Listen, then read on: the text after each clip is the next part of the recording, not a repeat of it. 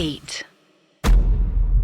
अर्श, ये स्टोरी है एडलेड ऑस्ट्रेलिया की। जी एडलेड ऑस्ट्रेलिया में एक बीच है जिसको सोमरटन बीच बोलते हैं जी। और दिसंबर 1948 में 1948 में एक बड़ा अजीब सा वाकया या हादसा आप कह ले हुआ इस बीच पर।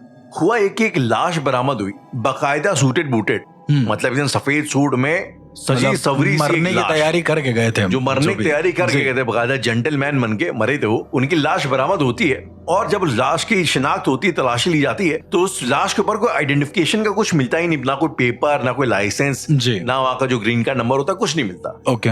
आसपास फोटो वगैरह फैलाई जाती है लेकिन कहीं से कोई रिस्पॉन्स भी नहीं आता है। इवेंचुअली जब उस लाश को ये लोग रखते हैं और उसका जो है उसके कपड़ों की जांच पड़ताल चल रही होती है, तो उसके कपड़ों में से कॉलर के अंदर एक पॉकेट बनी होती है। कॉलर की पॉकेट में से जब चेक किया जाता है तो उसमें से एक पेपर निकलता है, पेपर का रोल। ओके, मतलब कोई हिडन पॉकेट होती है। हिडन पॉकेट होती है, उसमें से पेपर का रोल निकलता है। उस पेपर के रोल को जब ये लोग निकालते हैं तो वो पता लगता है कि एक किताब है, रुबाइयत उस किताब का नाम है। उस रुबाइयत किताब का सबसे आखिरी पन्ना होता है जिसमें एक आखिरी वर्ड होते हैं तमाम शुद्ध। आई थिंक वो अरबी है या हिब्रू है, I am not very sure about that. तमाम शुद्ध का मतलब आई थिंक जो है मुझे श्योर नहीं, लेकिन हिब्रू में शायद इसका मतलब होता है कि thus you die, यानी अब तुम्हारी मौत होगी, मतलब इस तरह से तुम मरोगे, ऐसा इस तरीके से तुम मरोगे, समथिंग ऑफ दैट सॉर्ट करके उसमें लिखा रहता है तमाम शुद्ध जी। और ये जो है पेज कौन सी किताब का था, कैसे था, ये उनके जो लोकल इन्वेस्टिगेशन बॉडीज होती हैं, इन्वेस्टिगेटिंग बॉडीज होती हैं, उन्हें कहीं पता नहीं लगती बात। इवेंचुअली जब उस लाश को उसका क्रियाक्रम वगैरह कर दिया जाता है, दफना दिया जाता है, उसके दफनाने के काफी टाइम बाद जो एक बंदा आता है, एक इंसान आता है, वो किताब लेके रुबाइया, तो कहता है ये किताब से ही जो है ये पन्ना फाड़ा गया है जो आपने अखबार में इसकी ऐड डाली थी। वो दिखाता है सेम वही आखिरी पन्ना होता है, वो पन्ना फटा होता है वहां से, ऐसा? हाँ, वहां से आखिरी पन्ना फटा होता है और उसकी जो हिडन जेब होती है उसमें उसको डाला गया होता है। अन मजे की बात, उस किताब में एक नंबर होता है। ओके। जब उस नंबर को ट्रेस किया जाता है तो नंबर होता है एक महिला का, और जब महिला से इस शख्स की उसको फोटो दिखाई जाती है, पहचान कराई जाती है, वो हाँ पहले तो पहचानती है उसको, फिर इवेंचुअली फिर उसको मना कर देती है, फिर वो इवेंचुअली वो औरत का कुछ मेंटल बैलेंस वगैरह खराब हो जाता है। ओके। तो वो मतलब फर्दर इन्वेस्टिगेशन के लिए पुलिस ही उसको जो है डॉक्टर वगैरह मना कर देते हैं। और कुछ आइडिया ये मतलब कितने टाइम तक इन्वेस्टिगेशन टेक प्लेस कर रही थी? आई थिंक सो ये कोई साल 2 साल इन्वेस्टिगेशन चली होगी, उसके बाद ये केस को बंद कर दिया गया। ओके। और ये बेसिकली कहते ना एक बैड ओमन जिसको बोला जाता है अंग्रेजी में, एक बुरा स्पेल, एक शापित मंत्र जिसको कहते हैं, एक तरीके का होता है। तमाम शुद्ध और रुबाइयत का जो आखिरी बनना है, एक वो बन के इसको बताया जाता है मेन स्ट्रीम मीडिया में। ये रुबाइयत क्या है राहुल, जो आप जिक्र कर रहे थे कि उसके स्लीव में से मिला था और उसका पेज था वो कोई? अर्श, रुबाइयत बेसिकली एक किताब है जो बेसिकली एक पर्शियन, एक ईरानियन राइटर थे, उमर खयाम साहब, शायर थे बेसिकली वो जी। और उनके शायरी की किताब का एक इंग्लिश ट्रांसलेशन था जो कि एडवर्ड फिट्जगेराल्ड साहब ने किया था। ओके। और बेसिकली उमर खयाम साहब की जो शायरियां हुआ करती थी, ये बड़ा पॉपुलर है कि उनकी शायरियां वैसी थी, वो एक तरीके के पॉलीमैथ थे जी। मतलब उनको मल्टीपल चीजों का नॉलेज था, उन्हें एस्ट्रोनॉमी का नॉलेज था, उन्हें एस्ट्रोलॉजी का नॉलेज था, मैथ्स का था और राइटर और आर्टिस्ट वगैरह थे ही थे। ओके। तो कहते हैं कि वो बेसिकली अपनी शायरी में भविष्यवाणियां करते थे। ओके। और उनकी जो किताब थी ये रुबाइयत उमर खयाम साहब की, ये बेसिकली उनके किए हुए पर्शियन वो थे, भविष्यवाणियां थी जो उन्होंने करी, जैसे भविष्यवाणियां करते थे, सॉर्ट ऑफ कुछ वैसा ही, लेकिन थोड़ा सा शायरियाना तरीके से। ओके, मतलब ये काफी इंटरेस्टिंग। और किसी इंसान के शरीर में ऐसे स्लीव मिलना और उसका यहाँ से कनेक्शन हो, तो ये मिस्ट्री कभी सुलझी नहीं राहुल, मतलब मिस्ट्री कभी सुलझी नहीं। और सबसे मेन बात जो मैंने आपको बताई कि उसमें जो लिखा हुआ था तमाम शुद्ध, यानी कि एंड thus it ended, इस तरीके से वो खत्म हो गया। इसका मतलब या तो जिसने अगर उसको मारा गया तो जिसने भी उसको मारा था जो है बड़े ही शायराना अंदाज में मारा था। एक बाकायदा एक अलग चीज है कि शायराना अंदाज में कोई मार रहा है। हाँ एग्जैक्टली। और या फिर कई लोगों का ऐसा भी मानना है, आज तक का अर्श ये बड़ा इंटरेस्टिंग है, थ्रू आउट यूरोप जो है उमर खयाम साहब के फैन क्लब्स चलते हैं जिसमें उनके जो फैंस हैं, उनकी राइटिंग के जो फैंस हैं, वो आकर के उनकी किताब पर अपनी एक्सपीरियंसेस और अपनी भविष्यवाणियां बताते हैं। ओके। वो क्लेम करते हैं कि मतलब ये कितना सही है, इस बेसिकली होता है ना, इसका मतलब ये है, उसका मतलब क्या मतलब है, लोग अपने अपने आइडियाज बताते हैं और उसके हिसाब से जो है वो प्रेडिक्शंस उनकी वो करते हैं। तो इनफैक्ट कई लोगों का ये भी मानना है कि जो कोरोना भी जो पैंडेमिक आया था तो उमर खयाम साहब ने उसके ऊपर भी कुछ शेर वगैरह लिखे हुए थे। जब वर्ल्ड वॉर 2 हुआ था तो वर्ल्ड वॉर 2 के ऊपर भी जो है उन्होंने एक आबिजाना सैलाब करके एक कुछ एक शेर लिखा था, जो कि चलेगा 4-5 साल समथिंग। तो कुछ लोगों का ये मानना है, अब देखिए यार इन सब चीजों में आप 100% श्योरिटी के साथ, कॉन्फिडेंस के साथ तो कुछ बोल नहीं सकते जी। जो लोग उनकी बातों में यकीन रखते हैं उनका ये मानना है कि ये उनकी प्रेडिक्शंस थे जो कि सच साबित हुई, एंड उसी के आखिरी पन्ना उसके कॉलर में मिलना है 10 इट एंडेड। तो हो सकता है शायद कोई बहुत ही फैन रहा उमर खैयाम साहब का और उस तरीके से उसने उसको मारा। राहुल देखो 2-3 चीजें हैं यहाँ पे मुझे बड़ी इंटरेस्टिंग लगती हैं, जो मैं इधर उधर पिक्चर्स में भी देखता हूँ या कभी रियल जिंदगी में भी, कि किसी इंसान ने कुछ लिख दिया और वो उसके 10 साल बाद हो गया। जैसे हम लोगों ने बहुत समय पहले कुछ एपिसोड्स में सिम्पसन्स एंड उनके थ्योरी के बारे में बात करी थी, राइट? सिम्पसन्स की थ्योरी कि भाई उन्होंने काफी प्रेडिक्शंस करी और फोन का डिस्क्रिप्शन दिया कि स्मार्ट वॉचेस आएंगी इस तरीके से। तो मैं आपसे पूछना चाहता हूँ कि क्या ऐसा पॉसिबल है एक नॉर्मल लहजे से, साइकोलॉजी के पर्सपेक्टिव से, कि कभी किसी इंसान ने कुछ लिखा और वो बहुत गंदा मैनिफेस्ट होकर आगे भविष्य में हो गया? क्या कभी आपने देखा है ऐसा होते हुए? देखिए हर्ष, मैं आपको बताऊं ना, ये बड़ा इंटरेस्टिंग है कि 2019-20 के आसपास कोविड हुआ था, और अगर आप जाएंगे हिस्ट्री में तो जो स्पेनिश प्लेग हुआ था वो हुआ था 1920s में, और सिमिलरली 1820s में भी इटली में, मैंने आपको बताया था लास्ट टाइम पे, एक प्लेग की बीमारी हुई थी जी। तो अगर आप उस तरीके से देखेंगे तो हर 100 साल में एक पेंडेमिक का साइकिल है जो कि रिपीट होता है। हाँ, वो मतलब शायद प्लेग हो, वो एक जमाने में प्लेग हुआ करता था, उसके बाद मलेरिया हुआ, मलेरिया की वजह से काफी लोग जान गए, हमारे टाइम में वो कोविड हो गया। तो कुछ चीजें तो साइक्लिकल हैं, तो उनका प्रेडिक्शंस हो सकता है लोग करते हो, लेकिन अब पर 100 साल बाद का प्रेडिक्शन राहुल, ये मतलब बड़ा ही क्या बिजार है कि कैसे हो सकता है प्रेडिक्शन। और मैंने भी कुछ ऐसे लोगों को देखा है। मैं एक बार मेले में गया था सहारनपुर में, वहां पे एक बंदा था, अब देखो कितना सच है कितना नहीं वो मुझे नहीं पता, कितना वो साइकोलॉजी से खेल रहा था। तो वो ना एक पर्ची में लिख रहा था कि जो लिखूंगा वो हो जाएगा, ऐसा करके। तो मैं ऐसे ही देखने चला कि वो जादूगर नहीं होते मेले में, ऐसे छोटे छोटे जादू दिखाते हैं। तो अब शायद वो कोई नंबर वगैरह कुछ पूछ रहा था, उसने अपने पे लिखा। खैर ये सिंपल साइकोलॉजी होती है, मुझे बाद में पता चल गया था।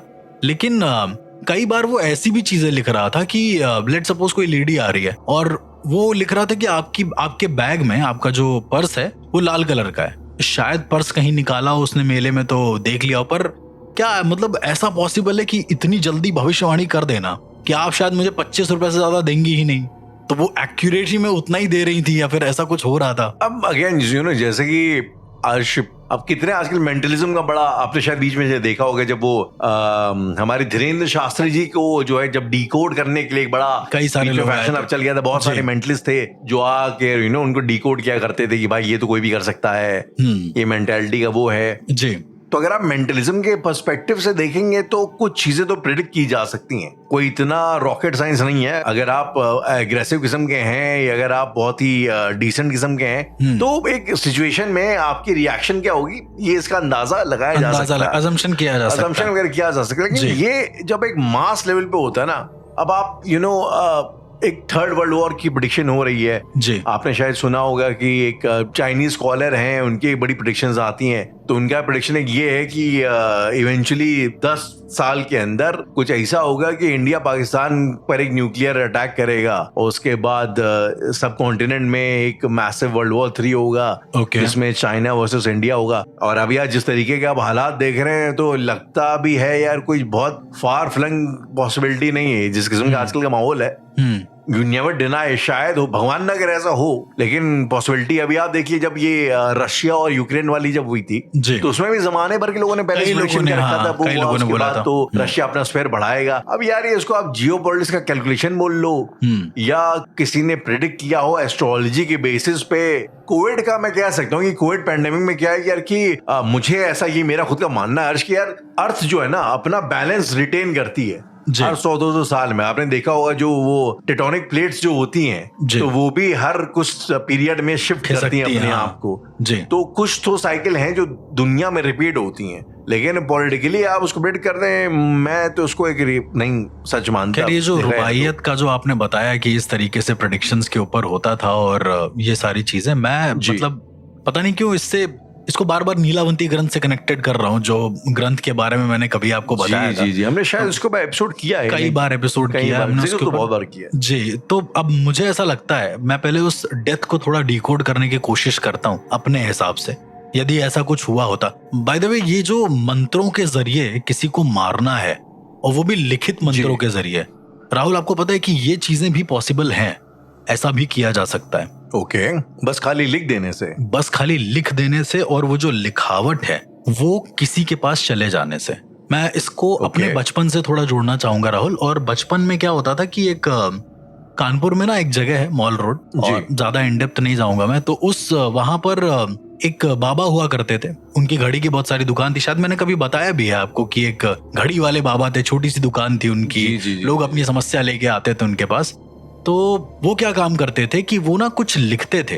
अच्छा, बाय द वे वो मुस्लिम थे, तो कोई आयत वगैरह कुछ लिखते थे और उसको बोलते थे कि अपने घर में जाओ और जाकर इसको जला देना, जलाओगे तो तुम्हारी प्रॉब्लम 1 हफ्ते में सही हो जाएगी। अब ये सुनने में, देखने में काफी इंटरेस्टिंग था। मैंने तो खड़े होकर देखा है। तो मैं जब देख रहा था, अच्छा उससे उतने छोटे में, बाय द वे मेरा एक दोस्त था, उसी के दादा थे जो काम करा करते थे। तो जब मैं देखा इसको तो बड़ा इंटरेस्टिंग लगा राहुल, कि उन्होंने 2 लाइन खींची बीच में, फिर 2 लाइन ऐसे जैसे हम लोग 100 रो वाला खेलते ना, ठीक वैसे ही। तो अब राहुल, उन्होंने वो 2 लाइन खींचने के बाद उसमें कुछ लिखा, उर्दू के कुछ शब्द लिखे, और उस पीड़ित इंसान का नाम पूछा। नाम पूछने के बाद, ये सारी होने के बाद, उन्होंने उस कागज को ऐसे रोल कर दिया, मतलब जैसे हम लोग ऐसे हाथ से रोल करते हैं ना, एक लंबा सा रोल बन जाता है, रोल कर दिया और बोला कि जाओ और इसको जला दो वहां रोड पर। राहुल, आप विश्वास मानो, हाँ, उसने रोड पे जलाया है, और जलाने के बाद वो वहीं पे बेहोश हो गया आदमी। फिर उसको उठा के लाया गया, तो उससे पूछा गया क्या हुआ, तो उसने ये कहा कि मेरे सामने एक जिन खड़ा हुआ था और उसको देखकर मैं बेहोश हो गया। तो फिर इन्होंने कुछ कागज पे लिखा, और लिखने के बाद बोल दे कि लो, अब की बार जब जलाना तो उसकी महक अपने ऊपर लेना, ऐसे करके। तो उसने जलाया, और कागज के जो जलने की महक होती है उसने अपने ऊपर ली। तो वो बोलने लगा कि मेरा नाम ये है। मतलब वो जो बाबा थे जिनकी मैं बात को बात, वो कुछ पूछ नहीं रहे हैं। एक होता ना पोजीशन में कि तुम कहाँ से आए हो, क्या करते हो, वो कुछ नहीं, वो उधर देख ही नहीं रहे हैं। वो बस केवल इधर मुंह नीचे करके लिख रहे हैं, और लिखने के बाद कह रहे लो जलाओ, लो जलाओ। कम से कम 8-9 बार उन्होंने ऐसे ही जलाने को दिया। अब वो कह रहा है कि मैं सबको मार दूंगा। मतलब डर तो लग ही रहा था सभी को, मुझे भी लग रहा था। कह रहा था मैं सबको मार दूंगा, मैं ये कर दूंगा। तो वो उसकी तरफ देख ही नहीं रहे, इग्नोर, फुल इग्नोर। और उसके बाद लिख के कह रहे लो जलाओ, और उसने जलाया है। जलाने के बाद कह रहे तुम बहुत गलत कर रहे हो, और बार बार सूंघा, और उसके बाद वहीं पे बेहोश। जब उठा तो वो ठीक हो गया। ये काफी इंटरेस्टिंग लगा मुझे। मैंने कहा कि ये तो कुछ कर ही नहीं रहे, इनको तो बस लिख के देना है और जला देना है भाई।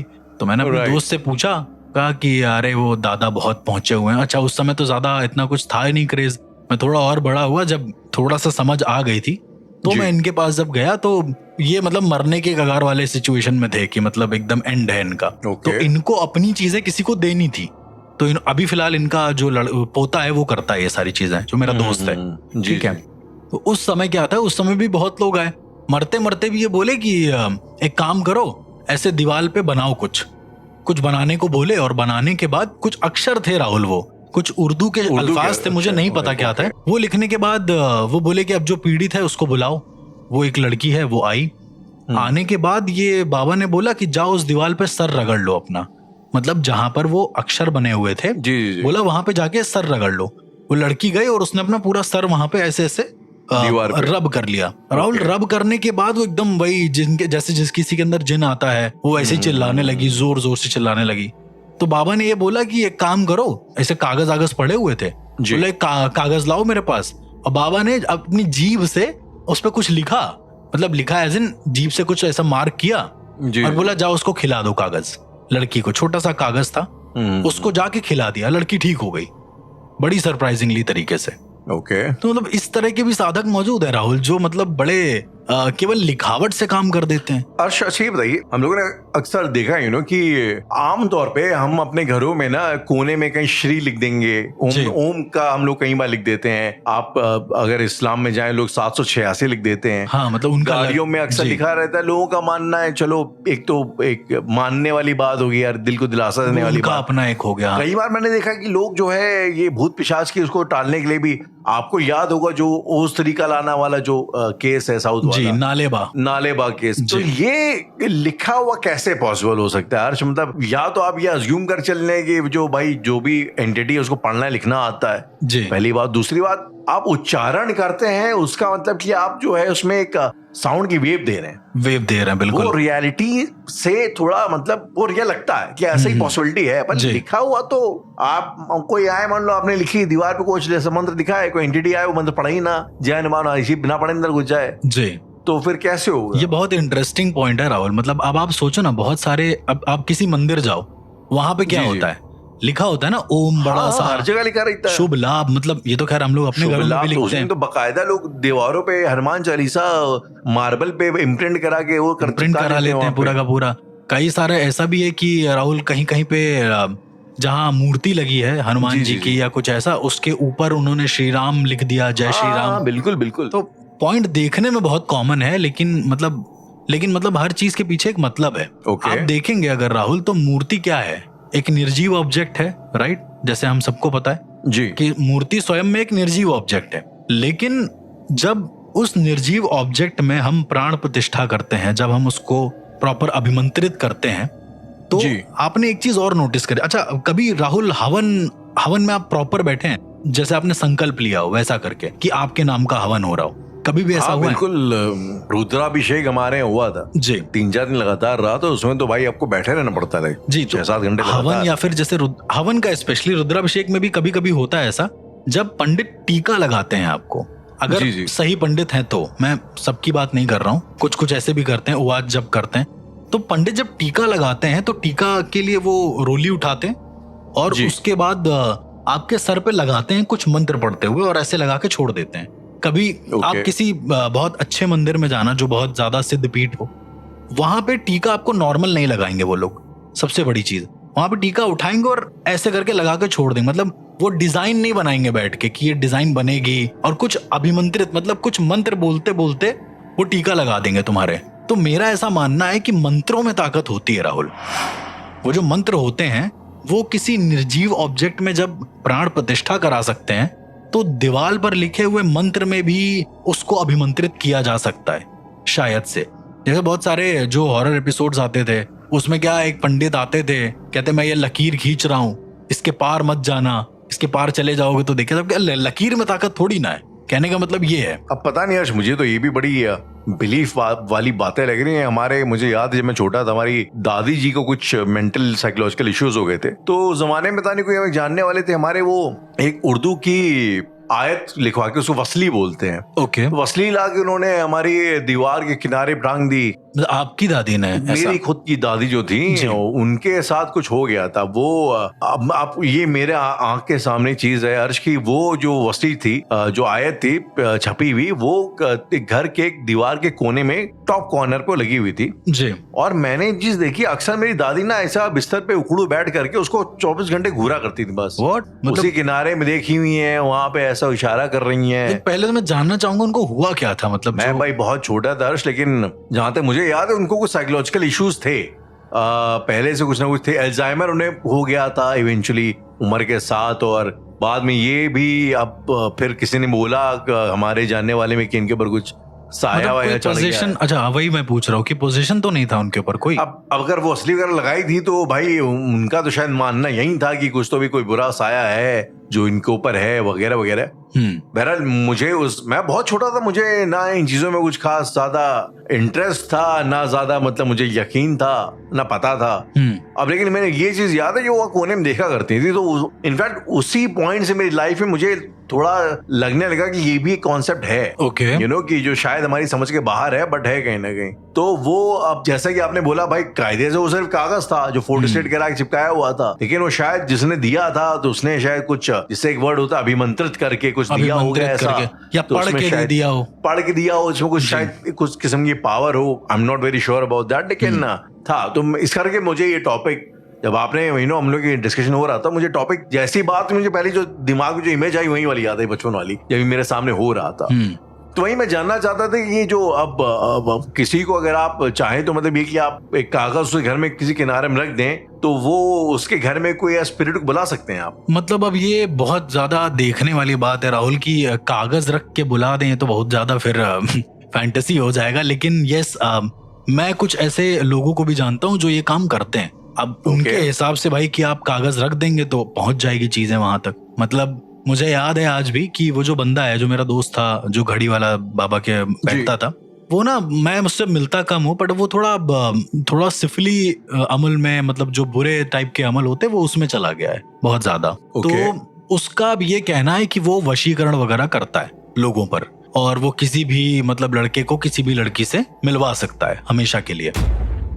अब खैर मैं तो नहीं मान रहा था। जब मैं पहली बार उससे मिलने गया ना, काफी टाइम बाद हमारी मुलाकात हुई तो हम उससे मिले, तो उस समय उसके पास केसेस आ रखे थे। मतलब वो ऑन रोड ही दुकान है उसकी और वो वहां पर बैठ के ये सब करा करता है कि उसको किसी चीज का डर नहीं, क्योंकि प्रॉपर दुकान खोल ली है। छोटी सी वही दुकान है, मतलब घड़ी की जो दुकान है उस दुकान को बड़ा भी नहीं कर रहा है, शायद वहां पर कुछ है ऐसा। अब जब चीजें मुझे समझ में आने लगी तो मैंने उससे पूछा कि भाई तुम ये सब जो कर रहे हो ये क्या है एक्चुअली, मतलब। तो एक लड़की आती है और उसने बोला कि हमारे जो शौहर हैं वो अब किसी और के पास हैं और हम चाहते हैं कि वो हमारे पास आ जाएं, ऐसा करके। शादी को 2-3 महीना हुआ होगा, समथिंग लाइक दैट, कुछ उसका बाहरी अफेयर होगा। तो इसने कहा कि हो जाएगा। इस बंदे ने क्या काम किया, मेरे दोस्त ने, कि लड़की का हाथ लिया और बोला कागज पे रखो। थोड़ी देर रखने के बाद वो जो काली स्याही होती है राहुल, लड़की का हाथ हटा, उसने स्याही से कुछ लिखा, मतलब उर्दू में ही कुछ लिखा। और लिखने के बाद अब कैसे बताऊं आपको, जो डेमोनिक लैंग्वेजेस होती हैं अलग अलग तरह की, वो उसने कुछ ऐसा कुछ तो बनाया जो शायद उर्दू ही होगी, शायद मुझे ना पता हो, ये भी हो सकता है। तो उसने कहा कि ये लो, ये ले जाकर पति के सर के नीचे रख देना, मतलब उसके तकिए के नीचे, बिल्कुल। और वो ठीक हो जाएगा। अच्छा खैर मैं हंस रहा था ये सब देख के। मैंने कहा ये पॉसिबल तो नहीं है, ऐसा मंत्रों का विधान तो पॉसिबल नहीं है अनटिल अनलेस तुम खुद उच्चारण ना करो। तो लड़की ने कहा हमें तो कुछ नहीं करना है। इसने साफ बोला कि तुमको सिर्फ कागज ले जाकर रख देना है। लड़की ने वैसा ही किया। 3 दिन के बाद वो फिर आई, मैं भी था वहां पर, मैंने देखना था मुझे कि एक्चुअली क्या होने वाला है। तो लड़की ने कहा कि मेरे जो शौहर हैं वो आ गए हैं वापस और अब वो सिर्फ हमसे प्यार करते हैं। तो मतलब काम करने लगा, मतलब बहुत जल्दी काम करने लगा। और मेरे दोस्त ने कहा कि वो जो कागज है उसको खा जाना तुम, मतलब कागज खा जाना। अब समझ रहे हो राहुल, ये गाय वाय बनाने वाला सीन हो रहा है। तो खैर वो तो एक अपना में अलग है। मैंने उसको पूछा ये किस तरह का तंत्र विधान है, मुझे जानना है। मतलब मैं बहुत क्यूरियस रहता हूँ भाई कि तुम कर क्या रहे हो एक्चुअली। उसने बोला कि ये दादा का है, ये हम नहीं बता सकते। मैंने कहा कुछ तो बताओ कि ये है क्या। तो अल मुसव्विरो करके एक चीज होती है राहुल। अल मुसव्विरो ये एक दुआ होती है, ठीक है। ये दुआ यदि आप किसी कोई ऐसा साधक है जो मुस्लिम साधक है, यदि उसके सामने आप ये दुआ बोलते हैं तो उसको बताना पड़ जाता है कि वो क्या कर रहा है। अच्छा उस वक्त तक मुझे चीजें पता थी। मैंने अल मुसव्विरो उसके सामने कहा तो वो कहता है कि ठीक है मैं बताता हूँ। मतलब वो ईमान का पक्का वाला सीन होता है ना। तो उसने बोला कि हम लोग जब कुरान पाक की आयतें जो होती हैं उसको अलग तरीके से पढ़ते हैं। अब ये सुनने में काफी इंटरेस्टिंग था। उसने कहा कि हम उनकी आयतों को कुछ ऐसे क्या बोल रहा था मुझे एग्जैक्ट याद भी नहीं, कुछ ऐसा उसका चिल्ला करते हैं, कुछ ऐसा उसको याद करते हैं कि वो जहां पर भी रखी जाएंगी, मतलब जैसे ही तुमने उसको खोला उसका असर चालू हो जाएगा। ऐसी भी आयतें मौजूद हैं। तो हमने कहा मतलब आपको पढ़ने की भी जरूरत नहीं, खाली खोलेंगे और चालू हो जाएगा, केवल तुमने लिखा। अच्छा ऑल्सो उसकी जो स्याही है उसमें भी एक खास बात थी। उसने मुझे बताया कि उसकी जो स्याही है उसमें वो दम करके रखता है। मैंने कहा क्या दम करके रखता है। तो उसने नाम तो नहीं बताया बट जिस हिसाब से उसके रिएक्शन थे मुझे ऐसा लगता है कि वो कोई जिन होगा जिसको उसने दम करके रखा है। तो दम करके रखने का मतलब दम करके रखने का मतलब जैसे पानी दम करके देना, मतलब फूंक के देना, ऐसा करके। अच्छा उसको बांध के अभिमंत्रित करके देना, ऐसा मान के चलो। तो वो स्याही अभिमंत्रित थी राहुल। मुझे तब पता चला कि स्याही भी अभिमंत्रित हो सकती है। तो उसने बोला कि वो जहां पर भी खुलेगी और जैसे ही तुम उसको जलाओगे तो होगा क्या, जलाने पर जो जिन है वो आजाद हो जाएगा, या फिर उसको ऐसा लगेगा कि उसकी किसी चीज को जलाया गया है और वो जाएगा जिस चीज के लिए भी वो चीज होगी। जैसे मान लो वशीकरण करना है तो उसमें लिखा होगा वशीकरण कभी ना हो, उल्टा लिखा होगा उसमें, तो जो जिन है वो जाकर वशीकरण कर देगा। इस तरीके का था। मतलब ये थोड़ा ट्रिकी है समझने में। ये वाकई में काफी ट्रिकी है। मतलब जैसे मान लीजिए कोई आया, उसने बोला कि मुझे मेरी प्रॉपर्टी नहीं मिल रही है और अब मैं क्या करूं, ऐसा करके उसने सवाल पूछा। तो उसने अभिमंत्रित स्याही से क्या लिखा कि इसकी जो प्रॉपर्टी है इसको जी। कभी भी ना मिले। आप समझ रहे हो, उसने ये लिखा कि कभी भी ना मिले, ऐसा मैं चाहता हूं, या जो भी जिस तरह से भी लिखा हो। तो जब उसको जलाया जाएगा कागज को, तो जिन ये पढ़ेगा कि उसकी प्रॉपर्टी उसको कभी ना मिले तो उसको दे देगा। बात ये है उल्टा करके कि तुमने मेरी चीज को जलाया कैसे, अब तो वो होगा जो हम चाहेंगे। तो इस तरीके से तो वो कभी कभी चीज काम करती थी, कभी कभी चीज काम नहीं करती थी। बड़ा इंटरेस्टिंग लगा मुझे। मैंने कहा यार तुम तो मतलब मंत्र को उल्टा लिख रहे हो, तुम आयतों में लिख रहे हो, तुम कमांड भी कर रहे हो लेकिन कमांड उल्टी दे रहे हो, और जाके बोल रहे हो कि जला दो। और जब जलेगा, एक बात बताओ, चीज तो हो जाएगी मान लो जो भी है, जी। लेकिन जो जिन है उसको ये नहीं लगेगा कि किसने जलाया है। जिसने जलाया उसको भी तो जिन हार्म करेगा। आई मीन टेक्निकली तो करना चाहिए। तो मेरे दोस्त ने बोला कि करता है। अब अगेन ये एक बड़ी अजीब सी चीज थी। तो उसने ये मेरे को बोला कि कोई भी चीज फ्री में नहीं होती है, उसका एक कॉस्ट होता है, विच इज वेरी ट्रू, होता है। ओके। तो उसने बोला कि उसकी प्रॉपर्टी जरूर वापस आ जाएगी, लेकिन जिन उससे कोई एक चीज उसकी छीन लेगा। मैंने कहा फिर तो ये मतलब तुम लोग दिखावा कर रहे हो यार। खैर कि हम तुमको चीजें दे देते हैं, प्रोवाइड कर देंगे, हम ऊपर वाले से दुआ कर रहे हैं, तुम्हारी तो कोई दुआ भी नहीं।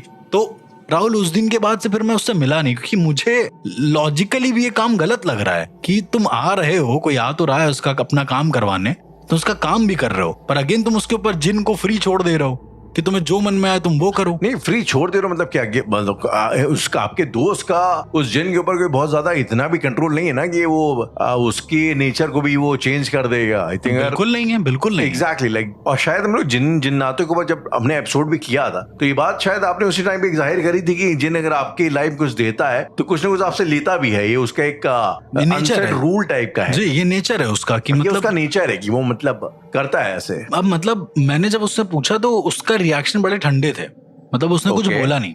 ऑल्सो वो पैसे भी लेता है ये काम करने के, मतलब 501 507 रुपए इस तरीके से करके वो लेता है पैसे। अब ये और ज्यादा गलत है भाई। तुम दिन में मान लो उसके पास अगर 15-20 लोग भी आ गए 500 के हिसाब से, तो उसकी तो कमाई हो गई अच्छी खासी। पर द थिंग इज कि लोग तो परेशान हो रहे हैं ना। तो मैंने उसको पूछा, मैंने कहा भाई ये काम बंद कर दो, कल को अगर कोई जिन मान लो बहुत हावी हो गया, तुम लिख रहे हो तुम्हारे ऊपर हावी हो गया मान लो, तो तुम क्या करोगे। उसने सूरह जिन की तिलावत करी, मतलब सूरह जिन पढ़ी, पढ़ने के बाद उसने उसको अभिमंत्रित किया उसमें डाल के, एक स्याही में डाल के। यदि वो स्याही उसके किसी घर वाले के हाथ आ गई या कुछ ऐसा हो गया, मैंने बहुत समझाया राहुल, उसके बाद वो समझा नहीं बाय द वे। और फिर उसके बाद अभी भी वो कर रहा है। अभी भी आप जाएंगे तो आप जाओगे तो बोलेगा कि क्या परेशानी है। ऑल्सो परेशानी नहीं होगी तो वो कुछ नहीं लिखेगा। ये भी एक दिक्कत है, मतलब बेवजह। तो खैर अब मैं तो खुद डरता हूँ उसके पास जाने से कि नहीं जाना चाहिए। आई डोंट नो वो किस ताकत का सहारा ले रहा है, मुझे आज तक नहीं पता चला। और दोबारा कभी मैंने अलमुसव्विरो बोला भी नहीं उसके सामने कि तुम इसके बारे में मुझे बताओ कि यह है क्या। ये काफी मुझे मतलब ट्रिकी लगा। तो यस, मतलब लिखे होने से, जैसे आप बता रहे हैं कि उसके स्लीव में से कुछ मिला और उसमें कुछ लिखा हुआ था, दस इट एंडेड, इस तरह से अंत होना है, तो ये चीजें एग्जिस्ट तो करती हैं।